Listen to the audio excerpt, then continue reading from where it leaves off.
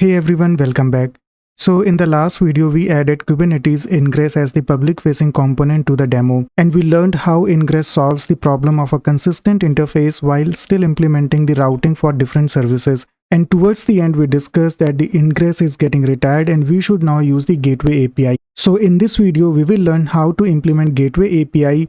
And we will see implementing Gateway API doesn't need any change to our Java services. So the Spring Boot services that we already developed, they don't need any change in order to move from Ingress to Gateway API. The only changes that it requires is some Kubernetes objects. So we still need to implement a controller that we will see in a second. Then we need to write some YAML files to define the routes. That's all. So let's understand what this Gateway API is, what are different components that we have to implement. So as you can see here, Gateway API is similar to Ingress. In Ingress, we used to have two components, the Ingress resource that used to have the controller. So there you define which controller do you want.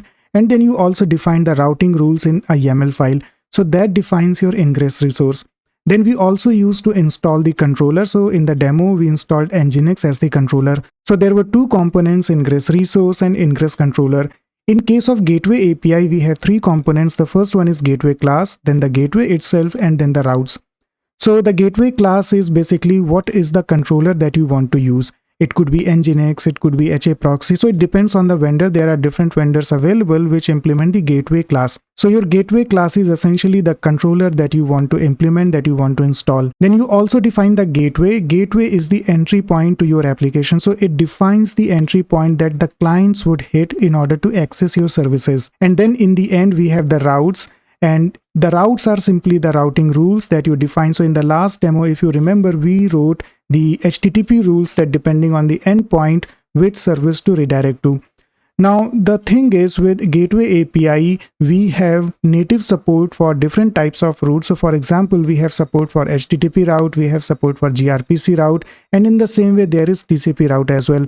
With Ingress, things were mainly focused around HTTP. The other thing that you would notice is in case of Ingress, these two resources were coupled. So in the same YAML file, we were defining the class as well as the routes. But here, standards are accurately defined. The boundaries are set. So you have gateway in a separate YAML file and the routes in a different YAML file. And it makes sense because from a developer's perspective, if you think about it, you will generally write the routes because that defines how the traffic should be diverted between your services.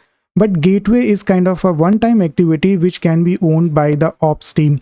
So hence, the segregation is much clearer in Gateway API. So that also defines why Ingress is getting retired and why the Gateway API is the new solution. So in a nutshell, there are three components, the Gateway class, which is your controller, the gateway, which is your entry point, and then you have the routes, which define the routing rules. So now that we understand the basic components of Gateway API, let's start with the demo and change the application so that it uses Gateway API rather than Ingress. So here we have the same code base. We still have the inventory service, we still have the order service, and we have the shared folder. And I have moved the Ingress to a folder Ingress not used, and I have added a new folder gateway which would have the gateway files. And following the same pattern, I have created a new feature branch just for this video which has the Gateway API changes. So as I said, there is no need to change your existing services. Your Java code remains the same. Once you create the image, which is the Docker image, you don't need to change anything in order to move from Ingress to Gateway API. Your images will be used in the deployments. Your deployments will be used with Kubernetes services. And this is all already defined and we already deployed it in the last video.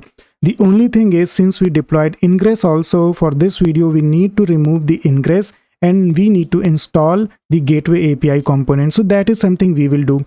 So to make it easier, we have a file steps.md in the same project directory, and it has all the steps that we need to perform to deploy the gateway controller and to finally move from Ingress to Gateway API. So the first two are related to removing Ingress, Nginx Ingress controller if you have that controller on your local. Otherwise, skip these two. So in my case, since in the last video we had deployed the Ingress controller, so I need to perform these two steps, which I already did. So that means I have deleted the Ingress app Ingress that I created in the last video, and I also deleted the Nginx Ingress controller. So now I can move on to the third step, which starts the Gateway API setup. So the first command is to basically install the Gateway API CRDs. So this step is about installing the Gateway API constructs using CRDs. so that your Kubernetes is aware of Gateway API things. So this is the first command that we will run to install the CRTs. And then we will verify if this was success. So we can see we have everything that we need to install the Gateway API. Then the next step is to actually install a gateway controller. So if you remember, the gateway class represents the controller and you still need a controller. In case of Ingress, we chose Nginx, and in case of gateway controller, we are again picking Nginx. So Nginx provides both the solutions, the Ingress controller as well as the gateway fabric. So we will run this command to install Nginx gateway controller using Helm. So you must have Helm installed on your local. It is a very simple step that you can find on internet. Then if you notice, we are exposing this controller as a Kubernetes service, and this is of type load balancer. As an experiment, you can install it and expose it as a node port service, but then the challenge is you have to specify the port, and that is something that we want to avoid. So even though load balancers generally work with cloud offerings and on local we don't have any cloud setup, but still we can expose it as a load balancer, and with load balancer you get just the localhost :8080 kind of IP address, and you don't have to specify the node port. So that is why we will run this command, which will install the Nginx gateway controller. Then it will expose it as a load balancer service. So this will install Nginx gateway controller on my local Kubernetes. So this has been done. Let's verify if we have the pods in the same namespace, in the namespace in which we created the gateway controller. So you can see that it has its own namespace. Nginx gateway -n command shows the name of your namespace. So let me copy this command to verify the setup, and we will run it. So I can see there are 2 pods in this namespace, and then we can verify by running this command to get the gateway class. And gateway class is your controller. So you can see we have one entry that means the Nginx gateway class has been installed, and this is the gateway controller. Alright, so once we have the gateway controller, we need to then create the gateway. Gateway is your entry point, as we discussed in the beginning. So how we create the gateway is we write a YAML file, and those YAML files you would find in this folder shared gateway. So first of all, let's check out the gateway.yaml. Now in this gateway.yaml, we are creating the gateway. So we are telling the API version, and this is coming via the same CRT that we installed when we ran the first command. Then if you notice, the kind is gateway, that tells Kubernetes that it is a gateway object. And then you give it a name, app gateway, and then you specify the class name, and class name represents your controller. So in case of Nginx gateway controller, the name would be Nginx.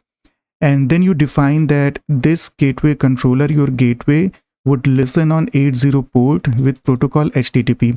So if you notice, in this gateway.yaml, we are not writing any HTTP routing rule, and that is a separation of concern. So your gateway simply represents your entry point, your gateway, the port, the controller class, and that's it. You don't specify rules in your gateway.yaml as compared to Ingress resource, where we had to specify the entry point as well as the routing rules. So this is the YAML that you will apply to create the gateway. So let's go back to the steps, and the command is simple, the same kubectl apply command.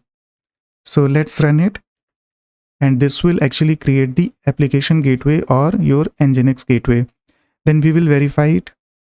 Let's run this command, and I can see the app gateway is there on localhost, and you can find more information about this gateway by running the describe command. Now describe command does not have anything to do with your application gateway or Nginx controller. It is a usual kubectl command that you can use to describe any resource that you create. So if we run this command, you will find a lot more details about this gateway. Like, so you can see it here that this particular gateway supports HTTP routes and gRPC routes by default. And then you would find other details as well here. So it's the usual describe command. Now that we have the gateway, the next step is to actually create the routes so that you can redirect the traffic. And it follows the same pattern. You again create a YAML. So this YAML you would find in the same folder. And now in this YAML, you define the routing rules. So first of all, let's talk about the rules. So this is similar to Ingress. You define the HTTP routing rule, and you are saying that any request that matches /API/orders, redirect it to order service, which is running on 8080 port. And similarly, any request matching API inventory path, redirect it to inventory service, which is also running on 8080 port. Now the question is, how do we link these routing rules to your gateway? And that is where this particular tag comes into play. So this particular field spec.parentrefs.name links your routing rule to your gateway. Here we give the name app-gateway, and this is the same name that we gave to the gateway when we created it. So this must be same, and that is how the linking will be done. So Kubernetes will know, the gateway API will know that these routing rules are related to this gateway that you created like this, right? So this will be your Nginx controller, gateway controller, which is running on 80 port using HTTP protocol, and this will handle these routes. So that is how the linking is done between the routes and gateway. All right, going back to the steps, now that we understand the role of routes.yaml, we will create the routes, and that is again a simple thing, kubectl apply command. So let's run these commands to actually deploy the routes. And there is a mismatch in the file name. It says HTTPRoutes. So S is missing. Let me correct it. And the routes have been deployed. Let's verify them. And you can see the routes, app-routes, and app-routes is the same name that we gave to the HTTP route resource, and it has your routing rules. All right. So in the same way, you can also describe the HTTP route that you just created to have more information. So now that we have deployed everything, we have deployed the Nginx gateway controller, we have deployed the gateway and the routes. The last step is to test the application. Now testing steps remain the same. We still run the curl command. We access localhost :80 address. Then we call the order service, which starts with /API/orders, and it has multiple endpoints, but the one we are going to use the SKU one because it internally calls inventory service. So we also want to test service to service calls. So if we open the order controller, this one, then this is the endpoint that we are going to call. So if you notice /API/orders and then the SKU with a random SKU. So when we call this endpoint internally, it will call the inventory client. So let's go to the terminal, clear it out, and now we will call the order service.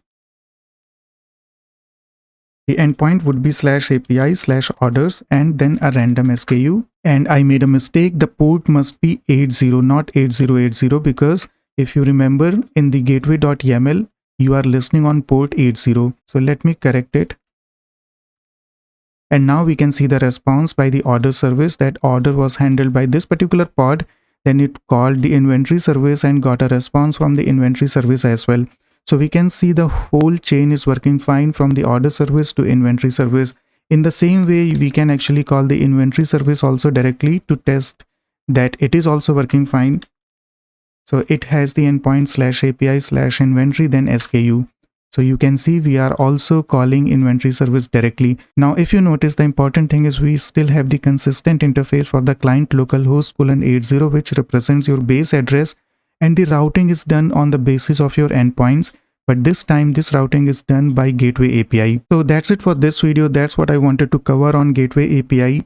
So we looked at why Gateway API was introduced, what are different components of Gateway API, then how to migrate an existing Ingress-based application to Gateway API without changing the services. So that is the good part. You don't have to change your existing services. So while Ingress is still widely used, Gateway API is where this Kubernetes networking is heading, as we talked about, because it provides a flexible as well as an extensible model for managing traffic and managing different components. So that's all for this video. In the next video, we will evolve this service to have more production-like features, and we will explore some other features of Kubernetes. So I will see you in the next video. Thanks for watching.